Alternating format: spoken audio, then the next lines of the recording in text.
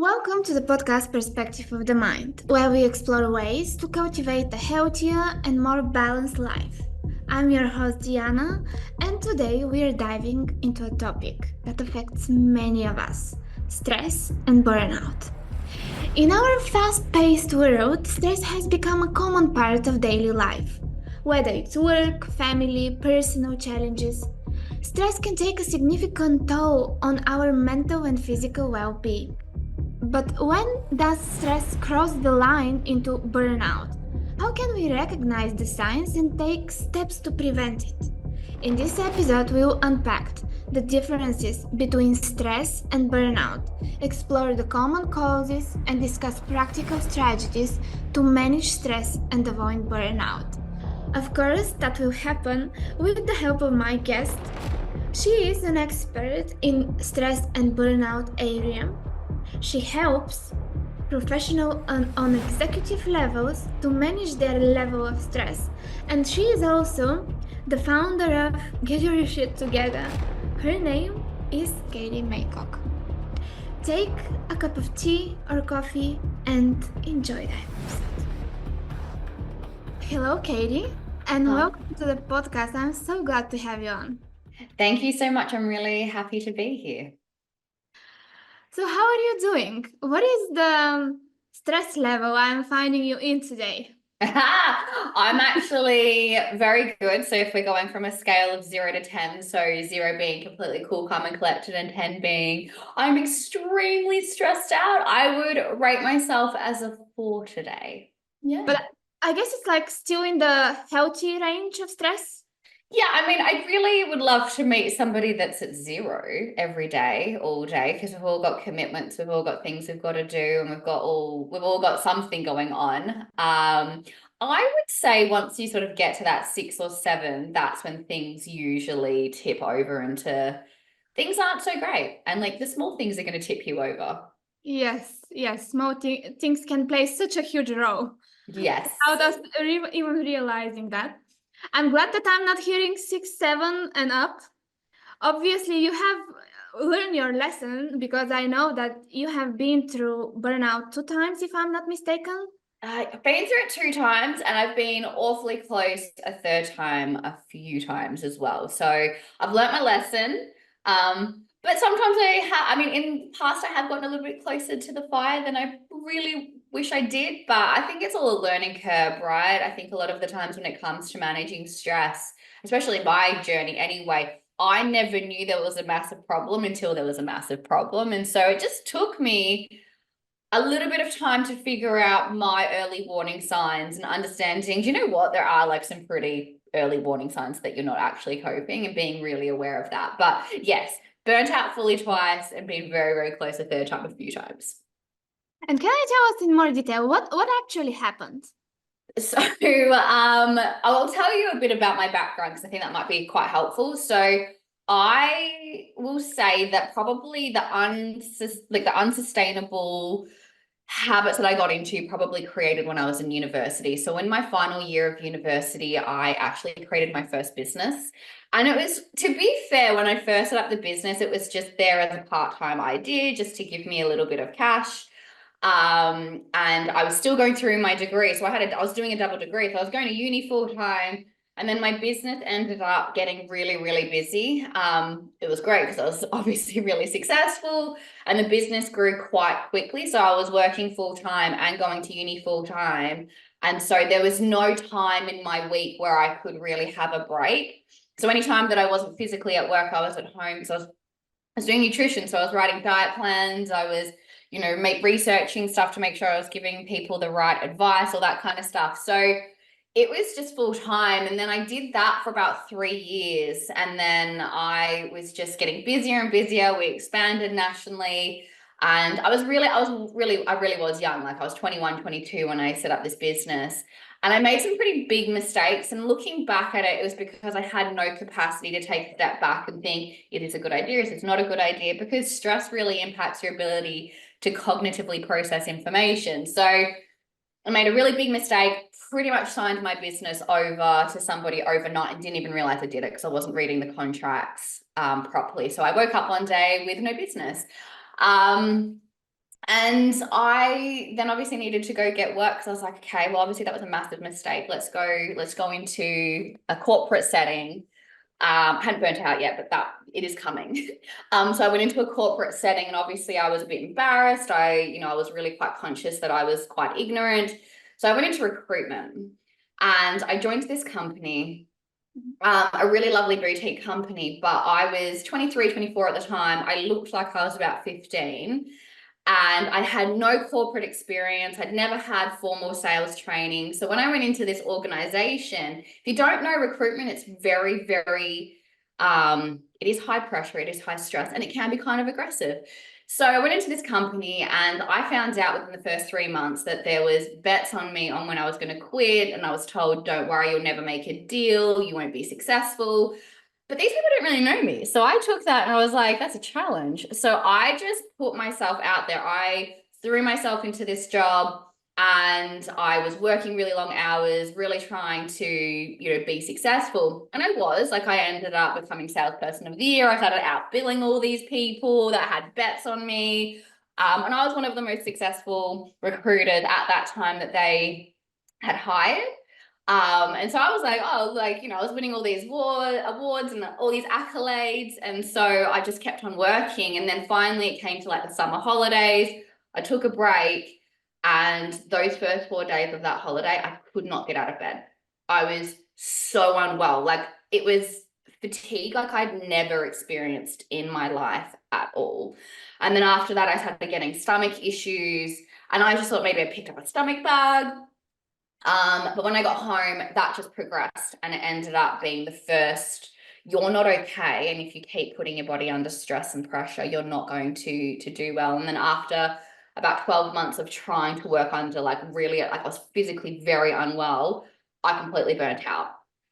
And so and it wasn't because the company I worked for was toxic or anything. Well, I mean, obviously people having better me isn't the most healthy environment, but my manager wasn't toxic. My manager was quite supportive, and giving me time off and stuff, but it wasn't enough. And so I had to quit that job. I took 8 months out, and then I ended up going back to the same company, moved into state for it, and I burnt out again the second time. But the second time was when I really understood that it was my relationship with stress than anything else. So basically, the second time you realized, wait a second, it's not probably a flu or something else. It is the stress that is causing that. Yeah. To be fair, I spent like $30,000 trying to get a diagnosis of like what was physically wrong with me. And every time I'd go into the doctors, I had one doctor say to me like, oh, you're just stressed out, just don't stress anymore. And I'm like, that didn't hit home because I've always been somebody, you put me in a stressful situation, I will always perform. So I never really saw the other side of stress. I mean, I was young, right? Like you don't know what you don't know when you're like 24, 25. And so that didn't make sense. I had another doctor diagnose me with a functioning inflammatory bowel disease, which just there's no such thing. It doesn't make sense, but he just didn't know what was wrong with me. But yeah, after that, I was kind of like, maybe it is stress. Like maybe it's stress. And to be fair, I should have known it was, seeing as I do have a degree in nutrition and physiology, and one of our big key areas was understanding how stress impacts the body. So I should have known better, but hey ho, I didn't. But the second time was when I really figured it out. Yeah, we somehow learned the difficult way. Yes, always, always. That's how it is. I wish it could be better, but like I've realized that also the difficult way make us learn something quicker than any other methods. Yeah, I know. I just wish I didn't do it twice. But I think it's just experience, and I think it's also just understanding yourself on a deeper level. And I think that's one of the biggest problems when it comes to managing stress. Like everybody has stress, but everyone's perception of stress is different. So you can take two people, put them in the same situation. One person's going to burn out and the other one's going to thrive. But that's just simply because of perception and maybe the habits that they've, accumulated over their life. And so that's something that's really really important to talk to people about, especially if they're managing people. It's like, well, so-and-so's dealing with it and the other person's not dealing with it. I'm like, but you can't look at that in that light. It doesn't work that way. Before we continue, may I take just seconds of your time and ask you to subscribe to this channel, to give a like to the episode. It will really help me to scale the podcast, to scale the guests. And return, guys, I promise that I will continue to bring to your attention, absolutely for free, people who can help you with their knowledge to live happier and more balanced life. Thank you so much for the favor. Now, let's go back to the episode. I have been thinking about that we all have different thresholds, right? Yeah. For tolerating stress. And what determines that? I give this a lot of thought all the time. So I've been working in this, I've been doing this job for like 6 years now, supporting people, making sure that they don't burn out. If they do burn out, they come back healthier. I would say that when it comes, I think I look at it in two ways. So the first way is how you were brought up. I would say that we have to have a conversation. So if you got brought up in a household where you were able to experience your emotions, go through challenges, succeed, and have that support, and that, like, yes, you failed, but I've got you, like, you're completely fine, and have that really big support network, whether that's from a family, whether that's from friends, whether that's from extended relatives, whatever it is, right? You need that support because that gives you the space to go through challenging experiences, but have that support so you don't feel alone. So you have an additional resource where someone else has got your back. I think the other side to that is if someone's faced more challenges than somebody else and they've been able to get through those challenges, they're going to have a higher threshold as well. So the way we have been grown up, like, plays a huge role, and also how often we face challenges in our lives. That's and my like belief. The bigger the challenges, the bigger the resilience, probably. Yeah, so I think it's also something to do something to think about when it comes to challenges as well, is not just the challenge itself, it's what did you do after that challenge, right? And so you can go face really challenging experiences and go through that. But if you're, like, for instance, if we look at pressure and stress, this is the best way to look at it. And you look at the pressure performance curve, if you haven't seen it, it's a bell curve.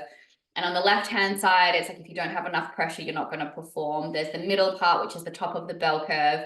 And it's the right amount of pressure that's going to lead to higher performance, higher motivation, increased focus, increased energy, concentration, all that kind of stuff. And then if you go to the right-hand side, you're sort of falling down because that pressure has become too much. Yeah. And I think when it comes to pressure, you can't work under pressure 100% of the time, because, you know, when I talk about pressure and the difference between pressure and stress, pressure is essentially working towards a goal, target, and a deadline, and understanding it's completely dictated by your own performance, whereas stress is the exact same thing, but you're starting to lack a resource. And, you know, those resources can be energy, it can be time, it can be skills, it can be support, it can be rewards and recognition and things like that. But this is, if we go back to, if you're under pressure 100% of the time, it is an exhausting experience. Like, there's no way you can work under that or put yourself in high pressure situations 100% of the time without yourself tipping into stress. So if you've gone through a challenge and you've overcome that, have you given yourself the space to sort of come back down, restore your energy, and give yourself that space to heal, like you would if you're going to the gym, right? Like, you're not going to the gym like 12 hours a day, all day, every day. You go to the gym, you work out, you rest, you eat well, you make sure you get a good night's sleep. Same thing with pressure and stress, right? Yes. To give time to ourselves to regulate again after those traumatic events. Yeah. And so the burnout is the final destination, right? But before that, so many symptoms appear. Yeah. And we disregard them. Can you talk to us more about the symptoms that come before the burnout? And we need to pay attention so that we can exclude, going to the burnout. Yeah, so I'm going to talk about, I'm going to briefly touch on this, but I always talk about the 6 stages of burnout, and I find that the easiest way to sort of go through the signs and symptoms. So the first stage of burnout is always an interesting one. It's what we would call excitement. And so excitement is, for instance, let's say you started a new job, you've started a new career, you've set up a business, or you've got a goal that you're working towards, right? We're sort of looking at that pressure performance curve. You've got all the right resources and you're going for it, right? And at that stage, you will be really excited. You're working really hard. And at this stage, you might start creating unsustainable habits, right? You might be working longer, sacrificing your sleep. You know, you're too busy to go to the gym. You're too busy to have downtime. You're not really eating healthy because, you know, all of life is too busy. And there's always that element of like, yeah, I'll get to it next week. I'm just really busy. And when things calm down, I'll get to it next week. And so that's the first stage. And you don't feel bad. You're physically, mentally, and emotionally completely fine. You're just super focused on what you're doing. Then what happens, you get some success, and then you fall into what I would call working harder. So to maintain that level of success or that level of achievement that you're going towards, you're physically, mentally, and emotionally having to put more energy in to be able to achieve that, because you're not running on pure adrenaline, you're not running from that you're not running off that excitement and all that kind of stuff, because that's died down now. You've got to tap into something else. So physically, you're just a little bit tired. Mentally, there's not like a lag, but it's just you're having to mentally put more effort in to do the same tasks that you were doing in stage one. And emotionally, you're fine. Like no one's recognizing you're still achieving your goals. Everything's fine. It's just the cracks are just tiny little cracks, and you might not even be aware of them. Then we get to stage 3, and this is when things really start to crumble, and it's what we would call the frustration stage. So this is when behavioral changes are starting to develop. And so there's multiple ways to look at it, but pretty much this is when yourself and people around you are recognizing something's a bit off.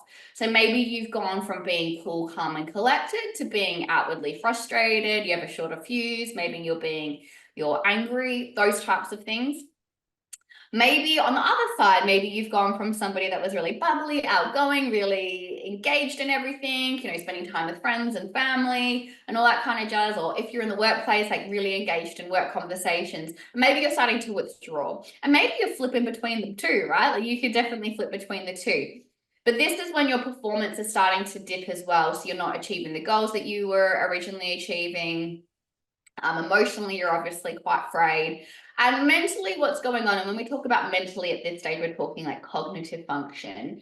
You're finding it harder to concentrate, you're finding it more difficult to focus. You're making really simple mistakes. And like I said, your performance is dipping. Then you get to the 4th stage, which is what I call illness and anxiety. And so here's something that I know people know this, but they have to understand it, which is stress and anxiety. Stress has such a profound impact on your physical well-being. It's not a mental health issue. It's an overall physical and mental issue, right? And it has a profound impact on your physical well-being. It dysregulates your inflammatory system. It dysregulates your immunity. It also impacts the way you digest food, but it impacts your whole system. And what happens at stage 4 is that your body is starting to show signs that it's not okay. So it might go from extreme fatigue. And that when we're talking fatigue, we're not like, I've had a couple of late nights, I'm a bit tired. We're talking like that bone-weary fatigue. You might be getting sick more frequently. You might be struggling to overcome the common cold, things like that. You might have gut health issues. You might have other health issues that are, you know, coming up. And then obviously it's linking to anxiety as well. So people at this stage can find that they begin becoming a little bit more anxious. And they're really quite struggling with the mental health side. So that emotionally they're quite anxious, they're quite overwhelmed from that stage. Then what happens is they fall into apathy. At apathy, what's happened is that they've been so overwhelmed for such a prolonged period of time that it's like their brain and their body is just going, you're done, like shut down. It's not that you don't care, it's that you no longer can care.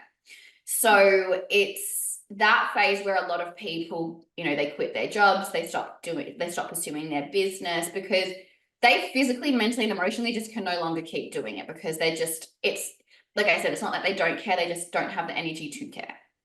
And then obviously the final stage of burnout is burnout. And at this stage, you will physically have those physical health issues you had at stage 4 have progress and you're becoming quite unwell. You might be going to the doctors and the doctors are giving you random vague diagnoses. Then you might not have any diagnoses. You might have extreme diagnoses, all of those kind of things. What's going on emotionally is that you're probably flipping between anxiety and apathy quite a lot, which is very exhausting and overwhelming. And what's happening mentally, so the cognitive function, is you're really struggling to take in information and process it into a meaningful way. And so the best way I can describe this is when I burnt out the second time, I remember going into meetings. I remember sitting down and I would look at everybody and I could see their mouths moving. I could hear the noises, but I could never tell you what was said, what was the desired outcome, what actions I had to take after that. I would walk out of there going, I have no idea what has just been said or what's happened. And the same thing with emails. I'd look at an email and I'd be like, I have no idea what this is saying. Like it was like my brain couldn't take in that information because it was so overwhelmed.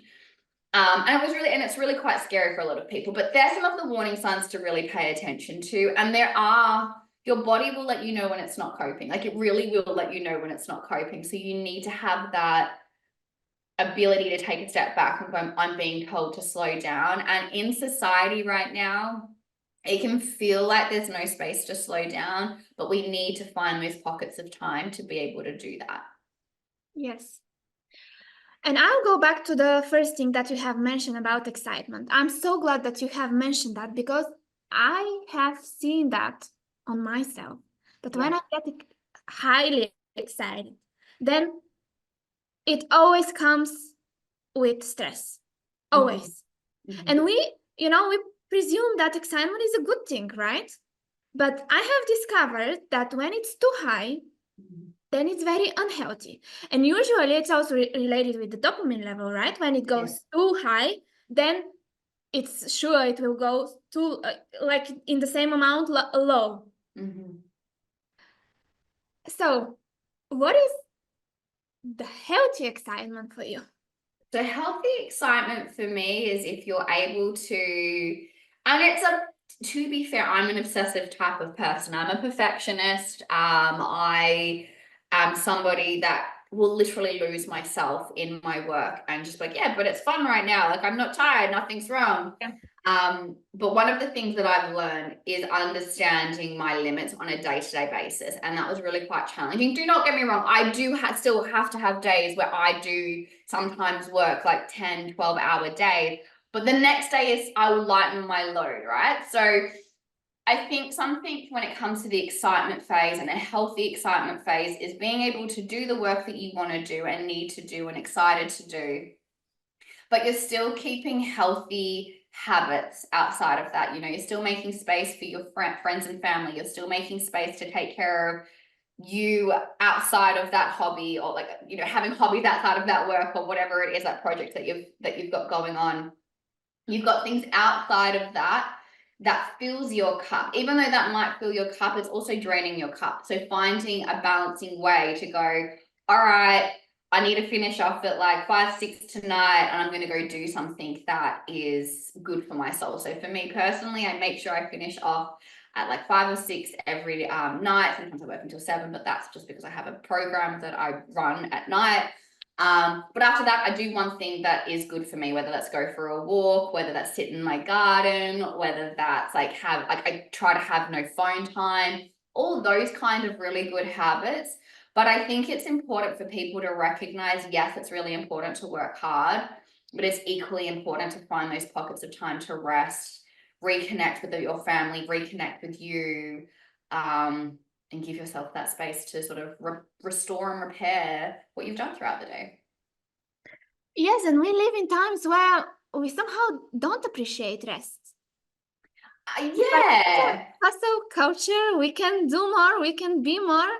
When rest is such a crucial part for our well-being, right? Yeah. At the same, just to finish, at the same time, I realized that for really big results, probably yes, there should be big efforts. But at the same time, do we really want to pay the price for that? Yeah.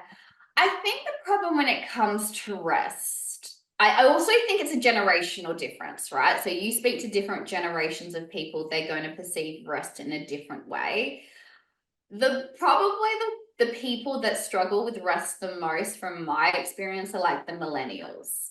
The millennials that it's like you got brought up in the noughties, and it was always like, remember those quotes that you would go on Facebook when Facebook first came out, and it was like, I'll sleep when I'm dead, and to be successful, like outwork your competitor, and sleep is for the weak, and there was this element of guilt and shame if you needed a break. It's like, obviously you're not strong enough. And, Yes. there was that real element of hustle culture. Like, it was normal for me to go to uni, do a double degree, and then work. When before I ran my business, I had 2 jobs. Like, that's nuts. Like, if there was a uni student right now I believe in having to work when you're at uni, but I mean, this was a time when there was no doing uni from home. I had to travel an hour and a half to get to university and back. And there was no online classes. Like, I had to physically be there.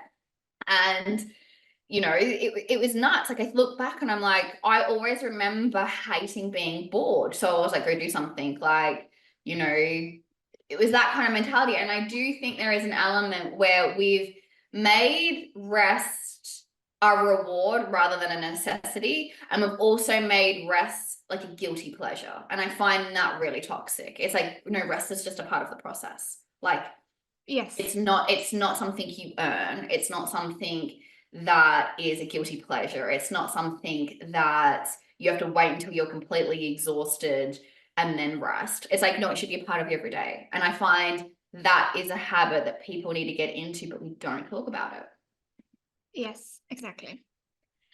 And how long did it take you to recover from the burnout? And what actually did you do? So the first time I said, I left my career for 8 months.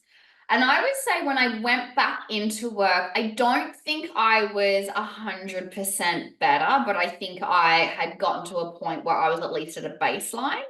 So I was like 50% better. So I was functioning, I was completely fine, but there was still some like, residual issues going on. And then the second time I burnt out, I burnt out within 6 months. That took me 12 to 18 months to really get back to 12 where months? I 12 to 18 months. Yeah. It took Oh, me a long time.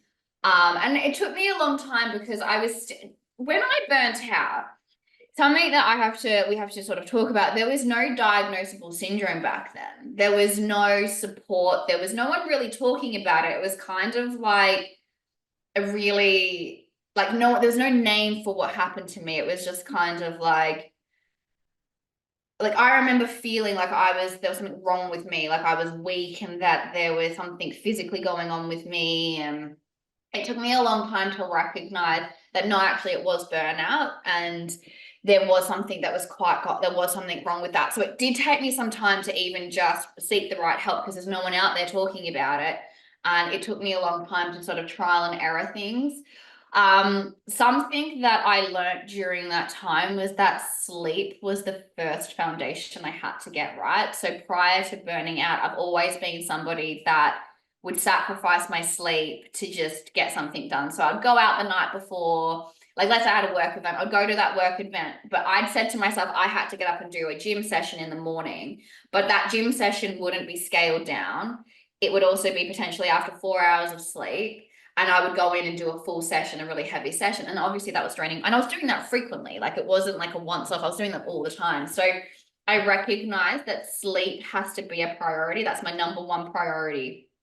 And exercising in a healthy way. And I had to learn how to reconnect with my friends because during that time, all my friends just knew me as a workaholic and like, you can't talk to Katie unless it's a Sunday. And even on Sundays, like flip a coin. So I then had to start recognizing that it was really important that I had those friendships. I've always been somebody that's always been quite stoic. So I never let anybody know if I wasn't struggling because I didn't want anyone to see me as weak. I don't know if that's stoicism or if that was just I lacked the ability to be vulnerable, but I had to learn how to be vulnerable and I had to learn how to be asking for support. I also had to then accept that there were times where I'm not going to be 100%, and that's actually okay. Like on those days, just slow down a little bit. It means don't do nothing. It just means slow down on those days. So it took me 12 to 18 months to get it right, because I'm somebody that loves a bit of structure. I'm also somebody that loves to be busy. I feel like I get a dopamine rush and a bit of an adrenaline rush from being busy, but I had to learn that what busy meant, and just being busy for the sake of busy is not healthy for anybody. And so it was really understanding my stress and my triggers and my belief systems around stress and success. I had to undo that a lot, and I had to really get to know myself on a deeper level. And that just took time. So will I say, does it take 12 to 18 months for anybody else? Potentially not, but for me, it really did take that long time, because there was no one talking about burnout when I burnt out, or not openly anyway. Yeah. And how can we distinguish the healthy stress from unhealthy stress? So we have spoken about the threshold, right? That we all have this threshold. And lately I have done like a research about setting and achieving goals, and science is absolutely clear that we have to experience like kind of stress, Yeah. to arouse within us so that we can pursue the goals. And I also believe that it was Yerkes and Dodson law that says the same, that we need that intermediate level of stress. But I'm wondering, when we are talking, as we have different level of threshold, can I understand, for example, for myself, that today I'm above the limit? So how can I do that? How can I measure that? So I was talking about it, we'll go into a bit more depth then. So I was talking about the pressure performance curve. One of the frameworks that I talk about is understanding that pressure performance curve. So understanding how you're feeling. So recognizing, so the first thing that you've got to recognize is like, how am I just doing? Like just checking in with yourself. Am I like physically, mentally, and emotionally okay? Like I think that's the first thing that you've got to ask yourself. Like, do I have capacity?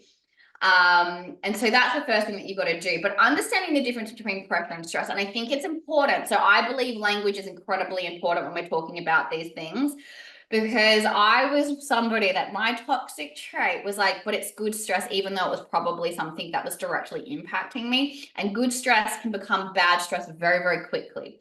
So I like to distinguish it between pressure and stress, because I think that is healthier, because then you're separating the two. And I find that mentally that just helps me and my clients a bit better. So when we talk about pressure, like I said, it's working towards a goal, target, or a deadline, and having the right amount of pressure is incredibly important. And I touched on the 5 resources that we need. We need to make sure we have enough energy. So that's that first step, just checking in with yourself. Like, what are my energy levels? Like, how am I physically doing? Like, and I think it's not just physical, it's like understanding, like, where am I emotionally doing? Can I deal with other people right now? Am I a bit frustrated? Like, where am I at on those frustration levels? Like, am I not frustrated at all? Am I frustrated? And then also like mentally, like, how am I, like, do I have like mental clarity? Can I concentrate? Do I have focus? Do I have some brain fog? Like, what's going on there? And just sort of like measuring that out. So that's that energy piece. Then really understanding time. Time's an interesting one. If you're anything like me, you'll leave everything to the last minute because you work well under time restraints, and that is something that helps you perform. I'm one of those people. However, it's when I now no longer have time to do other things. Like, let's say I've taken on too much and that workload. So if we look at burnout, a lot of the times we talk about it in the workplace. Something we have to really understand is that burnout's not just a workplace issue. So that's just something that we've got to understand. And I'm going to come back to something else you said in a second, just remind me. So that's the first thing. But when it comes to time, one of the biggest issues in the workplace is workloads. That is a big reason why a lot of people in the workplace are feeling burnt out right now, especially the last 4 years. We've seen redundancies, we've seen people being furloughed. We've had a lot of people take on more work without that additional support. And that means they don't have time to do other things. That's something that's important to understand as well. The third thing is skills, right? So we need to make sure we have the right skills to do what we want to do. That's not saying if you have 0 skills, you can't go do something like build a business. Most people that have built a business didn't have business skills, right? We're not talking about that. What we're talking about is access to develop those skills and the ability to have the energy to use those skills. What's really interesting when we look at the pressure performance curve, and you look at, and this is something that you were talking about, we need a certain amount of pressure. If you're an employee in a workplace and you're not being challenged and you're not developing new skills and you're not growing, you are going to go to that left side of that pressure performance curve, and you're going to be disengaged, you're going to be unmotivated, undriven, and all of those things. So that's that part. But the dilemma as well when it comes to skills, if you put somebody in a position where they don't have access to develop new skills, or you're asking them to work at a skill level that's above anything that they don't have any background in, that person is going to feel quite stressed, and that's not going to be a good place for them. So that's the third one. The fourth one is support. This is massive. Support is such an important part of being able to manage stress. If you don't have somebody there to support you, you're more likely to burn out because you're going to feel like you have to do everything alone. And if you just go back to basic principles of humanity, we are tribe people. We need other people to survive. And if you have that lack of support and you feel like you have to do everything by yourself, and this is why a lot of business owners burn out, because they feel like they're alone and there's nothing they can really do, or there's no support for them, unless you go seek it out, it can be a very lonely world. And then the final thing is reward and recognition. If you are not getting recognized or rewarded for the efforts that you're putting in, that's going to cause stress, because you're going to feel like you're working towards something for no apparent reason. There's no end point. It's just like, and this is why moving goalposts is just so dangerous. It's being able, and I think when leaders do that, or companies do that, or you do it to yourself, you're never allowing yourself that recognition and that reward of achieving that goal, and you're going to cause more stress because you're never going to give yourself permission to take a step back and go, I'm awesome, I'm amazing, I can take a rest for a few days and and then develop a new goal. So when we're checking in, it's like, how do I know when I'm working well under stress or not? Check in with the resources. Do I have all the resources? Do I have energy? Do I have time? Am I developing skills? Do I have access to skill development? All that kind of jazz. Am I feeling supported? Am I getting the reward or the recognition that I need? And reward isn't always about financial, by the way. Like, we've just want to pick that up. Mm-hmm. And something else you said was everyone has a different threshold. And I think with human beings, we have to look at ourselves as a whole human being. And I said this at the beginning of the podcast. You put two people in the same situation, one person might thrive and deal with more pressure than the other person. But you need to understand that whole human being. What's happening at home? Are they stressed at home? Do they have an elderly parent? Are they a single parent? Do they have out of work support? Is something going on with them where they don't have access to those resources as well? Because we're a whole human being. I can tell you personally, if I've had a really rough time at home, I can switch on, and yes, I can perform at work, but I'm not going to perform at the same level. And if I keep doing that, I'm going to burn out, because there's no place for me to relax. And I think as humans, we have to recognize that. It's like, work's not stressful, so I don't know why I'm feeling burnt out. It's like, well, how's home life? It's like, well, I'm going through something with my partner, or my kid's really sick at the moment, or I don't have the support network that I need to take care of things outside of work. It's like, well, that's going to impact you, isn't it? Like we can't, yes, we can compartmentalize. Is it healthy to do it 100% of the time? No, it's not. We have to recognize we're a whole human being. And it becomes challenging if we have, for example, personal issues, family issues, and then we have to perform also at work. Yeah. Then it's really challenging to manage. It's super challenging to manage. It's so funny you said that. I had a meeting the other day with an employment lawyer. I've actually been speaking to more employment lawyers recently, and they're just saying, it's really hard because they get called in because obviously they need to let somebody go who was previously performing quite well. You don't get an employment lawyer in for somebody within the first 2 years of their employment, right? There's no need. But it's like, how do we support these people? And a lot of the times it's performance is dipped because of stress, but it might not necessarily be in the workplace. It might be at home. So how can you support those people? And then the conversation has to then go into, which is probably a bit out of scope for this session, but when does it stop being the employer's responsibility and become an individual responsibility to take care of that stress? It's such a complicated conversation. Yes, when we have other issues rather than work involved in the work environment, then it's really complicated. Super complicated, yeah. Yes. I'm very curious, by the way. Are there specific like professions that are more likely statistically to burn out, like people to burn out? Healthcare is the number one right now. We're seeing huge people in healthcare burning out, and huge people, especially in the UK, leaving their profession because they lack so many resources. When we talk about the resources that they lack, so that's a massive one. We're seeing, I personally work with like startups and high pressured environments, so sales teams. I would say sales teams, where you're more likely to see burnout in a sales team, like sales and marketing, any high pressured industry as well. Hurt Box did a really interesting survey in 2018 and looking at, I mean, burnout wasn't a diagnosable syndrome in 2018, but they did a survey looking at which key reasons people feel the most stressed at work. And it was sort of workplace politics and things like that. So if you're in an industry where there's high workplace politics, yeah, you're more at risk of burning out. That's why toxic environments are so important to get rid of as a company.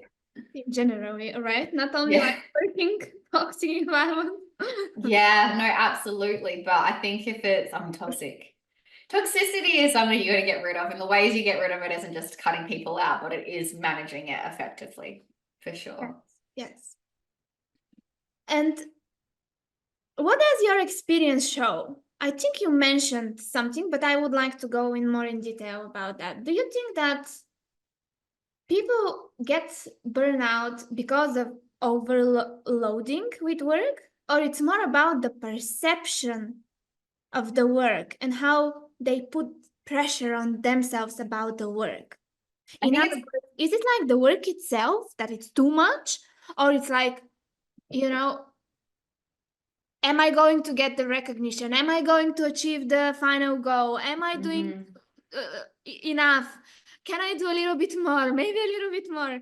What do you think?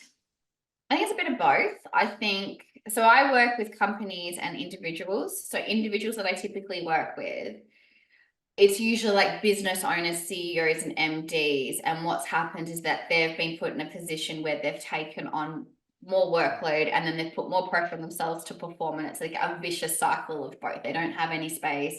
They've gotten into the habit of putting out spot fires, but not focusing on the root problem, things like that. And so being able to support them, like help them physically get better, help them create a different way to view the stress, but then also change their business structures to allow them to give them that space to manage that stress. But then when it comes to organizations, it's kind of hard because everyone burns out for different reasons. But I will say this. At the moment in the workplace, I think it's a bit of both. I think workloads are extreme right now. The people most at risk of burning out are the people that are in companies that have survived rounds of redundancies, whether it's one round of redundancies or multiple rounds of redundancies. What typically happens when someone's been made redundant is that when there's been mass redundancies, the work is still there. It just gets pushed onto the employees that have stayed. And that's not sustainable for people. And I think the other problem that we've got right now is because of the economic challenges, the whole world, we've seen it, right? We've seen it across the globe. I think a lot of companies have been hesitant to rehire because of the changes in economy and things like that. So people are not spending as much money, which means recruitment is down, which means we've got people working at a high level and taking on more workload with limited support and resources. So that's a massive problem there. But obviously there are people that then put the pressure on themselves. So I would say like business owners and perfectionists and people that are sort of those high performers, those really like type A professionals. Those are the ones that's typically that put a huge amount of pressure on themselves. But I do think there is an element of workloads have increased, and we can talk about technology and the impact of technology. You go back 30, 40 years, you would go to work, you'd clock in at 9 a.m. and you would finish at 5 p.m. You didn't have access to emails. People couldn't call you, or they could, but it would be like really like on the home phone. And, you know, I don't think it happened as much as it was. And yes, there was like work events and stuff, but it wasn't constant. It was like not something that happened every day. Like when you talk to people now, I do public talks, I go into companies and we talk about stress and we talk about burnout, and we talk about the perception of it all. And, you know, one of the questions I always ask them is, like, you know, what's the first thing that you do in the morning? You know, obviously I get this, like, I go to the bathroom, I have a coffee, and I'm like, yeah, but what's the first thing you literally do the minute you open your eyes? Like, oh, I check my emails. And I was like, well, so you started working. I said, well, I'm not responding to those emails. And I'm like, yeah, but you've read an email, you've seen something on social media, or you've checked your LinkedIn or whatever it is, and your brain's already starting to work. And then it's like, well, what do you do when you finish work? Like, what's the last thing you do at night? It's like, I check my emails to make sure nothing's come in before bed. And it's like, so you've worked from, like, let's say you wake up at 6, so you've worked from 6 a.m. It's like you go to bed at 10. It's like, so you've worked from 6 to 10, even though you're not actively working, you're passively working, right? What that is having an impact on people's ability to have that proper downtime for themselves to fill up their cups so they can manage stress. A lot of the times it just feels like you're at capacity. Well, what's one thing you can do to remove capacity? Be really strict with yourself, going, I'm not going to start work. And that even means check my emails, anything like that, until a specific time. And I'm not going to check them after that time. Get rid of Slack off your phone, get rid of notifications, get rid of your emails if you need to. I get no notifications, and I have some of those things on my phone. I do not get notifications. I have do not disturb on for a lot of the day. And so it's only I'm in control of who's contacting me, and nobody else has that no one else has that control. So, I mean, I'm fortunate I work for myself, but having that kind of element is incredibly important. I know I went on a bit of a tangent, but it's really kind of hard to answer your question because every person's reason for burning out is different, and you've got to look at the motives, you've got to look at the environments. If we go in, I mean, I know I'm going on another little tangent, so I do apologize, but if you look at how many people have burnt out and you look at the statistics, and let's be honest, we don't have statistics since 2019 when the World Health Organization said it was a diagnosable syndrome. 2020, there was a report saying that 23% of workers were feeling burnt out. You go to 2022, 2023, it was like 46% of workers are feeling burnt out. You get to 2024, it's now saying that 79% of the workforce is either burnt out right now or has burnt out. And there's like people coming out going, it's either 60 to 85% of the workforce is burnt out right now. Like, it's a massive problem, and it's not just one thing we can focus on. I mean, obviously managing stress is the one thing you've got to do, but how you do that is important. Yes, definitely. And so for people that they really like what they're doing, right? They're more likely to work so many hours, and so it's more likely for them to burn out. And I'm wondering, how about the opposite, the other extreme? Like people who they really don't like what they're doing, right? And they even don't have so much to do, but for some reason they need to do that for a certain period of time. Like we all have to earn money, right? Yeah. And we're not going to dive into the, there are other options, and just that's the situation. Yeah. Is it possible for them also to burn out, and what can they do in such situations? That they have to handle that for quite a while, like for a certain period. That sounds more like that personal stress, that perception of their situation. Let's say they don't have as much to do. And this, I'll tell you a bit of my story. So the first time I burnt out, it was the second time I burnt out. I ended up getting a job that I didn't really like. It wasn't at the level I was. If I looked at it from a pride standpoint, it was, in my opinion, it was below what my skills had, but I needed to get money in because I still had bills to pay, but I needed a less stressful job. So I worked in a store selling vitamins, and nothing against that. It was a great job. It was just not something that at that time I thought was like the best job. And I remember being quite stressed about it, but it wasn't a stressful job. Like I would go there, I'd clock in and I'd clock out, and I never had to think about it again. So for me, it was one of those jobs that was sustaining a need. And I, even though there was a part of me that was really hard on myself because it was like, last year you could have been flying all around Australia, meeting clients, and like my salary was significantly higher and all that kind of stuff. Like there was that financial pressure, there was that financial side to it as well.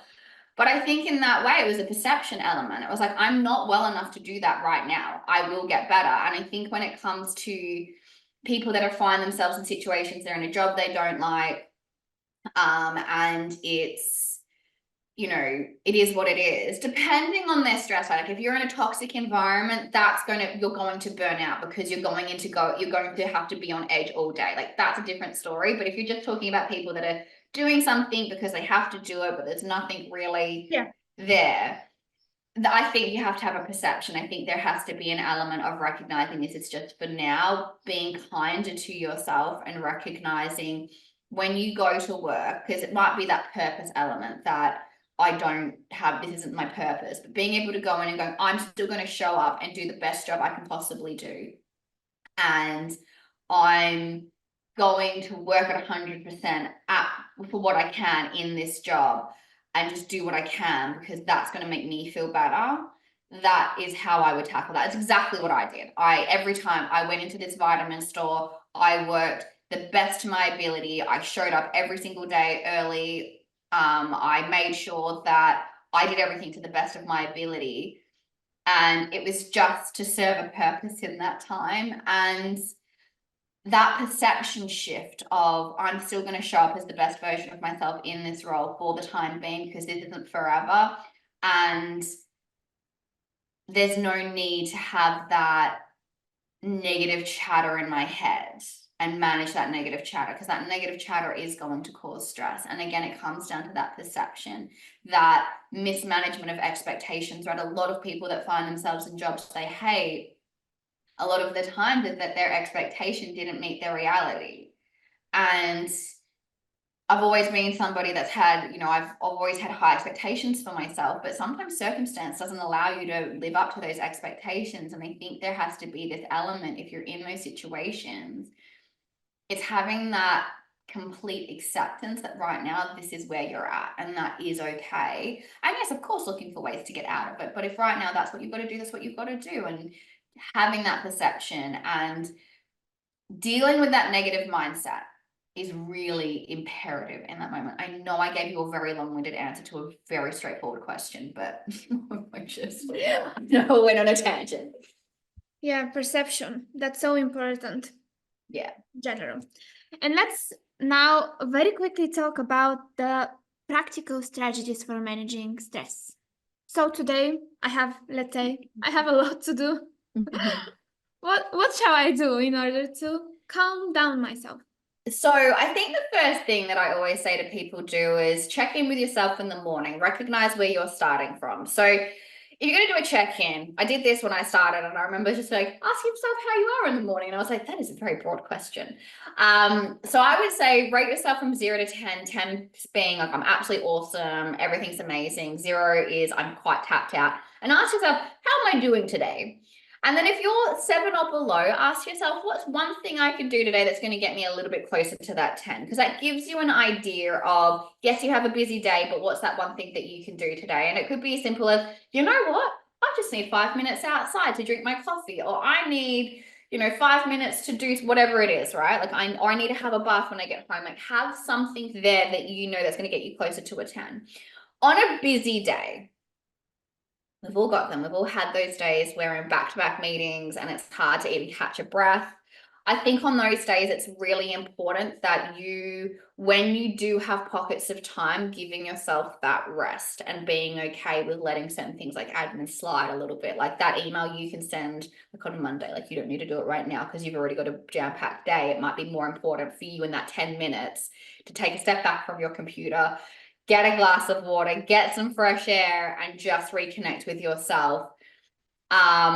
I think it's all about that balance, but obviously balance isn't it's not going to be 50-50 100% of the time. So recognizing like what's something I can do to make sure I can restore my energy. So maybe it's tomorrow when you've had a really busy day on a Friday, maybe it's I'm going to have a complete no tech day. I'm not going to check my emails. I'm not going to check my phone. I'm going to go for a hike. I'm going to go play video games with my kids. I'm going to go to the park. I don't know. You do you. Whatever fills your cup, do what you need to fill your cup and don't feel guilty about it. I think that's the biggest part there as well. But I think I tackle stress in three categories. I tackle the physical side, so making sure that you're physically taking care of yourself, so making sure you're getting enough sleep, you're exercising to your where you're at, not exercising where like freaking the Olympians are at. So if you can only manage 10 minutes in the day, do 10 minutes of exercise. Like that's completely fine.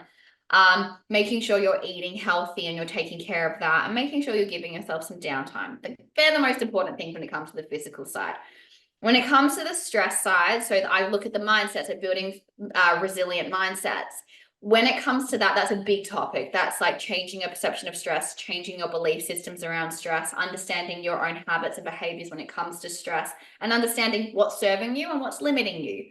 So being able to do that. And on the final one, the way I tackle stress, and this is like long-term stuff, like stress isn't, yes, you can do daily habits, but I think when it comes to long-term stress, I always look at how we work in the business structure. So is your business set up for you to be able to have capacity to manage stress and have capacity to work well under pressure? Or is it actually something that is preventing you from working well under pressure and dealing with stress? That's something you've got to be able to check in with yourself too. You mentioned like the balance, and we often hear like work-life balance, right? Yeah. What does exactly mean for you? It has to be so individualized. Like my work-life balance might be different to your work-life balance. And I think in people in different life stages have to have different work-life balance. I think the concept of work-life balance is incredibly subjective to the person. And I think that's something like there's not one right way. But I think, you've got to find what works for you. So for me personally, work-life balance, where I'm at in my stage of my life right now, is making sure I have time to myself in the morning and time for myself in the evenings to restore, because I talk to people all the time. I'm doing public talks, I'm coaching, I'm doing all of that. So a lot of my like work-life balance is like, I don't want to go and spend time with friends and family after work. Sometimes I just want to go be quiet in my garden. So there's not one right rule, but I think for people it's finding that balance that allows them to fill their cup without running on empty 100% of the time. Or if ever, because you don't ever want to run on empty, right? Thank you so much, Katie. It was a very wonderful conversation. I really appreciate your time and all the advice that you gave. And I really hope that in the next year, we will see in the statistics that burnout is like with a lower rate, maybe. I'm hoping. What you're doing. I'm hoping, but I'm not. I'll believe it when I see it. I'm a bit nervous of what we're going to see in the next 5 to 10 years, if I'm honest. Thank you so much. You're so welcome. No, thank you.